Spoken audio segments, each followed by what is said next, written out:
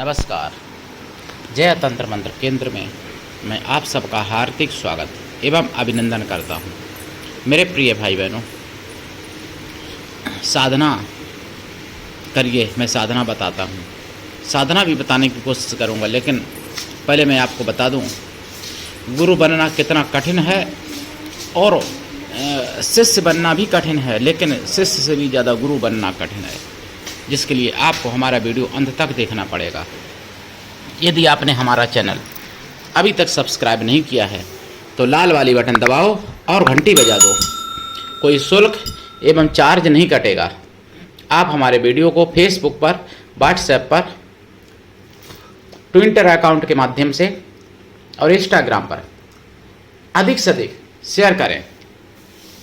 Like और comment करना भी आपका धर्म है। दुनिया में जिसका कोई नहीं, मैं उसका हूँ। यदि आपको अपनों ने धोखा दिया है अथवा आपको परायों ने धोखा दिया है तो आप एक बार मुझे अवश्य आजमाएं। हमारा मोबाइल नंबर है 9305 63 71 73। हमसे बात करने का टाइम भारतीय टाइम के अनुसार दिन में दोपहर 12 से 2 बजे के बीच का है।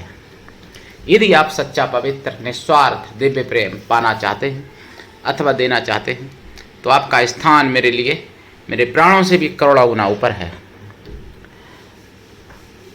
मैं राष्ट्रीय अध्यक्ष कृष्णा दल एवं महामंडलेश्वर आप सबसे निवेदन करता हूं, यदि आप मानवतावादी हैं अथवा आप सनातनी हैं तो मुझसे जरूर जुड़ें। यदि आप में योग्यता हुई तो मैं आपको पदाधिकारी भी बनाऊंगा अपने संगठन कृष्णा दल में। ये कृष्णा दल हमारा आपका सबका एक परिवार है। आप देश विदेश में, विश्व के किसी भी कोने में रहते हैं, किसी भी जाति धर्म से हैं, कोई दिक्कत नहीं। आप हमारे दिए हुए ज्ञान से भरपूर लाभ उठा सकते हैं। मेरे प्रिय भाई बहनों, गुरु बनना कितना कठिन है जो मैं आपको आज बताने जा रहा हूँ, लेकिन आपको लगेगा चेला बनना कठिन है। एक ब्रज में सुंदर नरहरि हरदेव जी थे, मतलब सुंदर हरदेव जी थे जिनका नाम था, और ठाकुर जी की सेवा करते थे। उनके बहुत सारे शिष्य थे। उनमें थे एक शिष्य थे रसिक देव,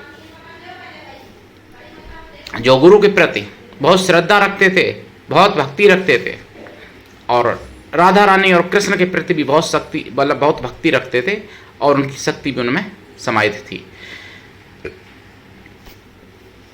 गुरु जी उनकी परीक्षा लेने पे आए तो गुरु जी ने सोचा कि इसकी परीक्षा ली जाए, तो अपने चेलों से कहा कि तुम कोई अपने वस्त्र फाड़ लेना, कोई तुम अपने मतलब कुछ भी अपना काम बिगाड़ लेना, और कहना कि रसिक देव ने ये मेरे साथ किया है। उनके सामने सब चेलों को आदेश दिया। चेलों ने सोचा ऐसा क्यों गुरु जी कह रहे, लेकिन गुरु का आदेश था भाई, करना पड़ा। किसी ने अपना वस्त्र फाड़ लिया और कहा कि रसिक देव ने ये मेरा वस्त्र फाड़ दिया गुरु जी से। रसिक देव जी बोले कि ऐसा अब नहीं करेंगे। उन्होंने ये नहीं कहा कि मैंने नहीं किया, उन्होंने कहा कि अब नहीं करेंगे आज से।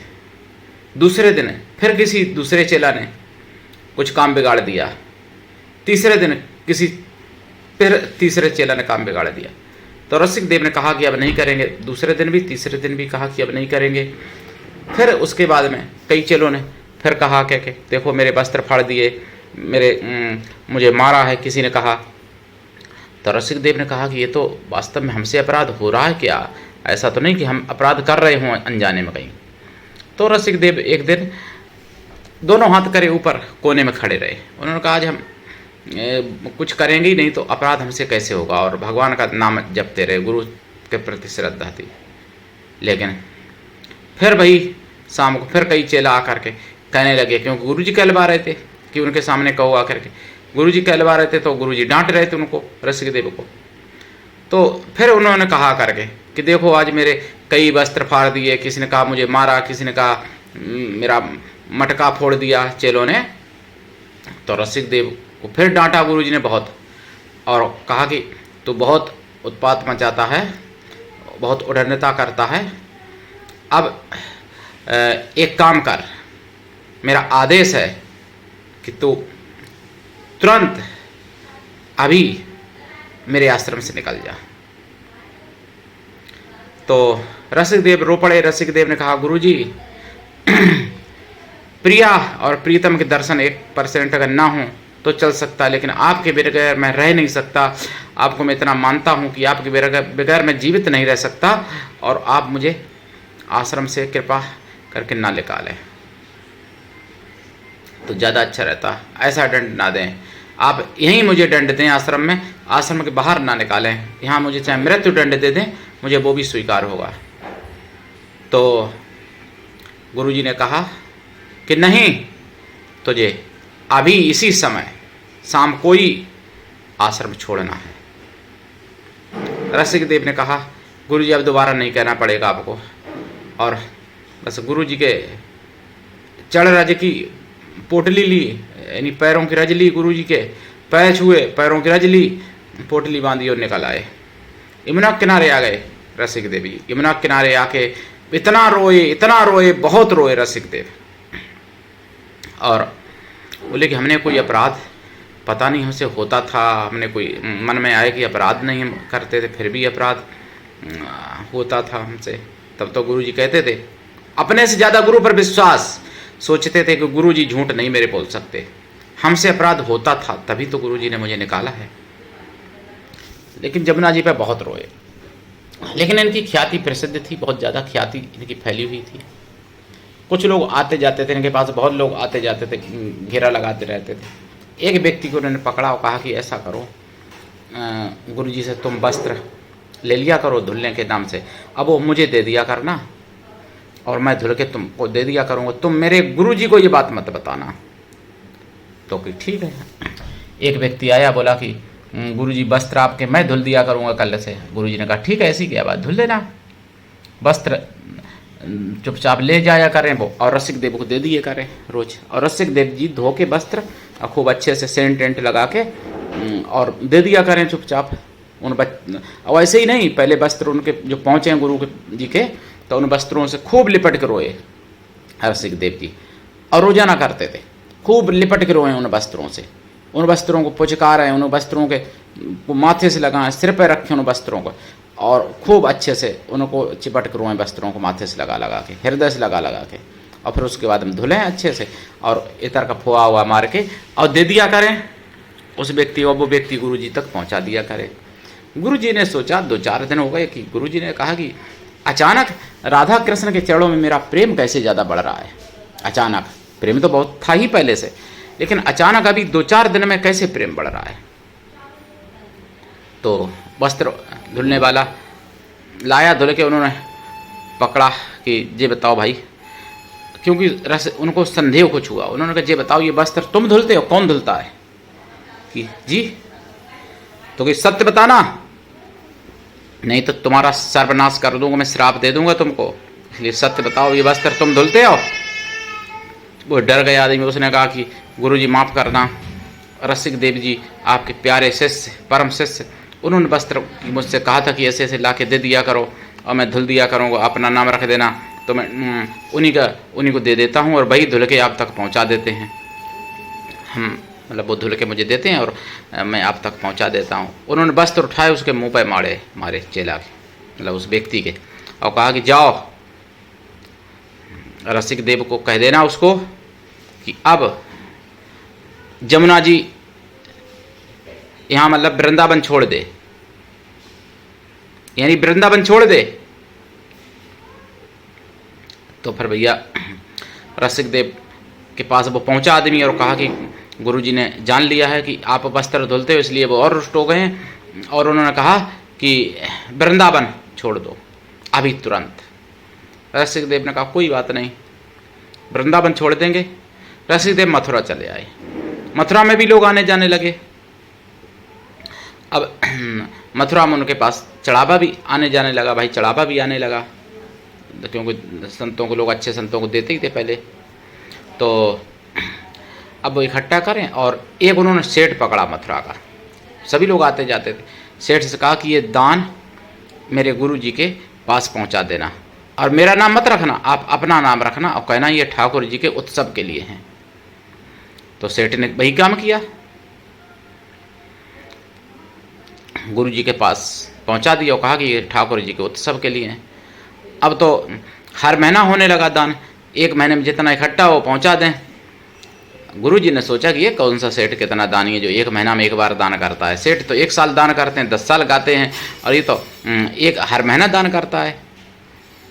हो गई 1 साल लगभग।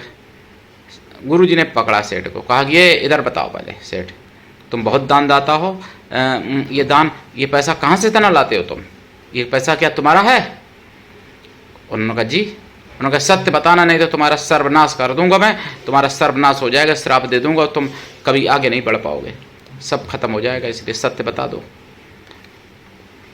तो उन्होंने कहा कि गुरु जी क्षमा करना, आपके परम प्रिय शिष्य रसिक देव, उन्हीं ने मुझे दान दिया है, और वो 1 महीना में जितना इकट्ठा होता मुझे देते, कहते हैं कि गुरु जी को पहुंचा दो, ठाकुर जी को उत्सव के लिए अपना नाम रख देना, तो इसलिए मैं कर रहा था।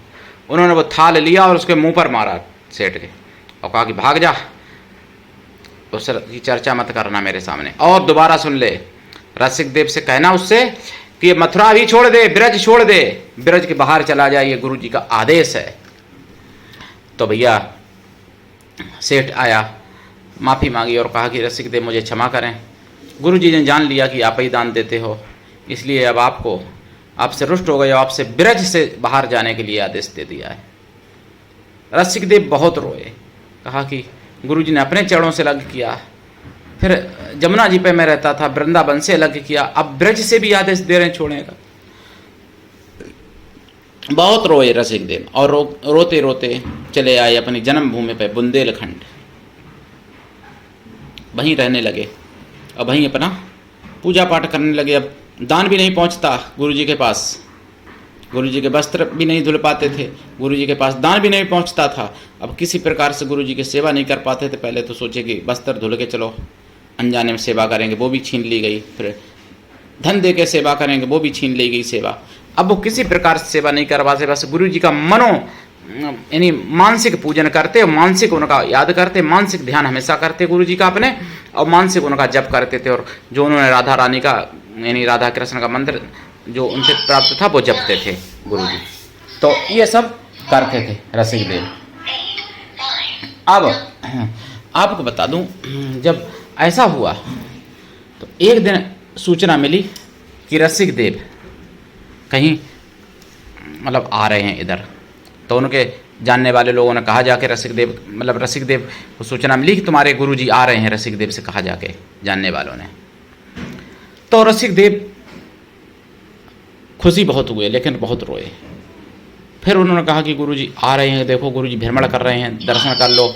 उसके बाद उन्होंने कहा कि गुरुजी अभी हम भ्रमण कैसे मतलब गुरुजी कर रहे हैं, अभी हम कैसे उनके दर्शन कर सकते हैं? रसिक देव ने कहा, क्योंकि उन्होंने कहा कि दर्शन कर लो। उन्होंने कहा अगर मेरे गुरुजी रुष्ट हो गए तो कष्ट होगा, क्योंकि गुरुजी का हंसता हुआ चेहरा और मुझे देख के वो उदास हो जाएंगे, दुखी हो जाएंगे, रोएंगे या मन में उदासी हो जाएंगे, मतलब आंसू नहीं आया तो बहुत मुझे कष्ट होगा, ये बर्दाश्त नहीं होगा। इसीलिए उन्होंने कहा मैं जाऊंगा नहीं। हाथ पैर पटकने लगे, अपने तड़पने लगे, लेकिन उन्होंने कहा कि मैं जाऊंगा नहीं, लेकिन चैन ना पड़े। उन्होंने कहा एक काम कर दो मेरा, आप कृपा करो और आप गुरुजी को देख लेना। गुरुजी का नाक नक्शा, चेहरा मोरा जैसा है पूरे शरीर को देख लेना, सिर से मतलब चरण से सिर तक वैसा ही मुझे बता देना आके। और इधर फिर मैं समझ लूँगा मुझे दर्शन हो गए। और उनकी चरण रज जहाँ वो निकल जाए पैर रखे, वो चरणों की धूल लेते आना और मुझे दे देना आके। तो फिर मैं भाई समझ लूँगा कि गुरुजी का प्रसाद है मेरे लिए। उन्होंने कहा ठीक है। गए, दर्शन किए लोगों ने सुंदर हरदेव जी के, और उनकी पैरों की चरणों की रज ली और रसिक देव को दे दिया। कि रसिक देव उस रज को माथे से लगाया, शाम को हृदय से लगाया, कंठ से लगाया, दोनों बाहुओं में लगाया और माथे पे लगाया, सिर पे लगाया, मुंह में डाली कुछ, और कुछ पोटली बांध के अपने माथे पे रख ली, सिर के ऊपर रख ली, सिर से रख ली। और इतना रोए, पूरी रात रोते रहे रसिक देव जी। समझो, तुम तो गुरु बदल देते हो, तुम लोग ऐसे हो कि गुरु बदल देते हो। गुरु रसिक देव के लिए क्या संभव नहीं था? लेकिन नहीं संभव था, वो सच्चे शिष्य थे। तुम सच्चे शिष्य ही नहीं हो तो कहीं गुरु बदल देते हो, कहीं कुछ, और फिर सोचते हो मुझे दर्शन नहीं हुए प्रभु के, मुझे माता के दर्शन नहीं हुए। अरे दर्शन कैसे होंगे तुमको? तुम पहले उस लायक तो बनाओ। गुरु से जुड़, गुरु जिस पर रुष्ट हो जाए उसके देवी देवता भगवान कुछ भी उसका नहीं भला कर सकते हो। गुरु जिस पर प्रसन्न हो जाए उस पर भगवान देवी देवता कुछ भी बिगाड़ नहीं सकते, उस पर कृपा करते ही करते हैं। तो गुरु जी अंदर से तो उनको बहुत ज्यादा चाह रहे थे, बहुत ज्यादा चाह रहे थे। गुरु को असहनीय कष्ट हो रहा था ये सब देख के, लेकिन गुरु जी फिर भी ऐसा कर रहे थे उनके साथ। शाम को पूरी रात रोए। सुबह गुरु जी ने देखा तो वहाँ पे पूजा करते ही थे ठाकुर जी की सेवा। गुरु जी सुंदर देव जी के जो हैं गए राधा रानी और कृष्ण भगवान की सेवा करने, तो वहाँ देखा उनके आंखों से आंसू गिर रहे राधा रानी के और भगवान कृष्ण के। उन्होंने तुरंत पर्दा किया, मंदिर तुरंत पर्दा बंद किया और बोले कि प्रभु, हे राधा रानी, हे कृष्ण भगवान, आप जय जय, आप कि आंसू ये किस लिए निकल रहे हैं, क्या दुख है आपको? तो उन्होंने कहा, राधा रानी ने और कृष्ण भगवान ने भी कहा, राधा रानी ने कहा कि हे नरहरि, हे सुंदर हरदेव, आप रसिक देव को अपना लो, रसिक देव को स्वीकार कर लो। रसिक देव का कष्ट अब हमसे देखा नहीं जाता, इसलिए हम रो रहे हैं, और रसिक देव का कष्ट हमसे बर्दाश्त नहीं होता। अब आप उन पर कृपा कर दो, रसिक देव पर अब आप उनको स्वीकार कर लो। क्योंकि गुरु उनको अंदर से प्रेम कर रहे थे। गुरु जी एकदम खुशी में नाचने लगे, बोले कि यही तो मैं चाह रहा था। जबकि और लोग गुरु जी से रसिक देव की जब बड़ाई करते थे तो उनको गुरु जी डांट देते थे, थप्पड़ मार देते थे, गालियां दे देते थे कि उसकी बड़ाई मत करो मेरे सामने, उस मनहूस को मैं देखना नहीं चाहता। तो लेकिन जब ठाकुर जी ने बड़ाई की तो गुरु जी नाचने लगे खुशी में। राधा रानी ने बड़ाई जब की और बोले कि मैं यही तो चाहता था, दुनिया चाहे जो भी कहे, लेकिन मैं सोचता था कि जिस दिन प्रिया प्रीतम रसिक देव की मेरे सामने कुछ बात कहेंगे, बड़ाई करेंगे, प्रशंसा करेंगे, उसी दिन मैं उनको अपनाऊंगा। और आज उनकी भक्ति से आप खुद ही प्रसन्न हो गए, आपने खुद ही ऐसा कहा है, अब तो हम जरूरी लाएंगे। और अपने सभी चेलों को आदेश तुरंत दिया कि मेरे परम प्यारे, परम मेरे श्रद्धावान, मेरे परम शिष्य रसिक देव को तुरंत लेके आओ, पालकी से लेके आओ। रसिक देव के पास पहुंचे लोग तो कहा कि आज तुम्हारे गुरु जी ने तुमको बुलाया है। तुरंत रसिक देव नाचने लगे खुशी से और बहुत खुश हो गए, बोले कि वाह, गुरु जी ने आज बुलाया मुझे। गए और गुरु जी के चरणों में बहुत ज़्यादा रोए, पकड़ के चरणों से गिर के। तो गुरु जी ने चुपाया और गले से लगाया, बोले कि रोते क्यों हो, तुमको ब्रज से मैंने निकाला था। फिर भी गुरु जी ने ये नहीं कहा कि मैं तुम्हारी परीक्षा ले रहा था। कितना बनना कठिन है गुरु, मेरे प्रिय भाई बहनों। फिर भी गुरु जी ने ये नहीं कहा कि मैं तुम्हारी परीक्षा ले रहा था। गुरु जी ने कहा तुमको ब्रज से मैंने निकाला, लेकिन तुमको ब्रज में बुलाया राधा रानी ने और कृष्ण ने। ये भी एक परीक्षा थी, नहीं तो कोई आप लोगों जैसा होता, कोई तो खुशी में एकदम घमंड आ जाता कि अरे गुरुजी कौन, अब कैसे तुम निकाल पाओगे, जब मुझे खुद भगवान बुला रहे हैं वृंदावन में रखने के लिए, तो तुम्हारी क्या क्षमता है जो तुम मुझे निकाल लो। अब निकाल लिया ब्रज से, ऐसा सोचता आप जैसा कोई होता। लेकिन उन्होंने कुछ भी नहीं, उन्होंने सोचा कि गुरुजी आपकी सब कृपा है, मुझे भगवान ने नहीं, मुझे आपने ही बुलाया है। उन्होंने वो सेवा ठाकुर जी की रसिक देव को सौंप दी और दीक्षा दी, तब दीक्षा दी है। मेरे प्रिय भाई बहनों, गुरु बनना बहुत कठिन है, दया बहुत थी उनमें, लेकिन अपनी दया पर अपने हृदय पे पत्थर रख के परीक्षा ले रहे थे, क्योंकि परीक्षा न लेते तो आज रसिक देव का नाम अमर नहीं हो जाता, आज हम उनकी चर्चा आपसे नहीं करते। 2025 में गुरु पूर्णिमा आने वाली है, तो मैंने सोचा कि कुछ गुरु शिष्य के बारे में बता दूं, तो रसिक देव जैसा जो शिष्य होता है उसका कल्याण अपने आप हो जाता है, अपने स्वतः कल्याण हो जाता है। लेकिन आपको रसिक देव कहाँ बनना है? आपको तो गुरु की आज्ञा और यहाँ तक कि गुरु को भी अपने द्वारा रौंदना है पैरों से, तो आप कैसे सफल हो सकते हो?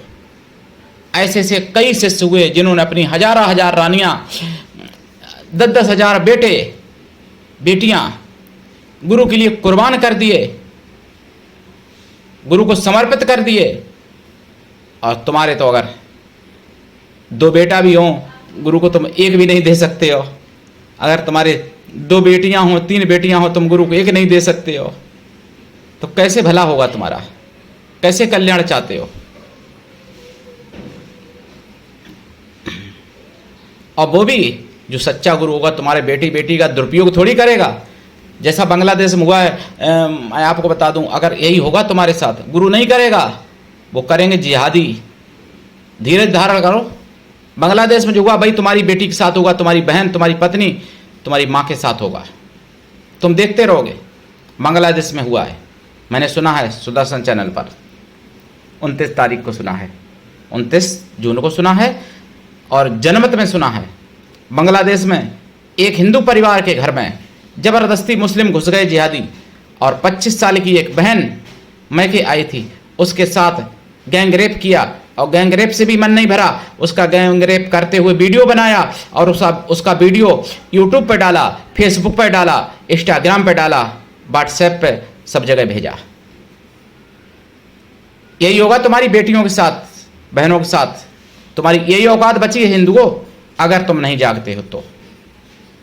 मैं तो तुमको जगाने के लिए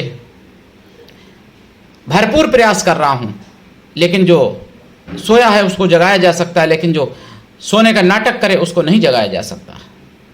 मेरे प्रिय भाई बहनों, तो रसिक देव जैसे आप बन के देखो शिष्य, आपके सारे दुख मिट जाएं। राधा कृष्ण चिंता उसकी करते हैं जो रसिक देव जैसे शिष्य होते हैं। अगर रसिक देव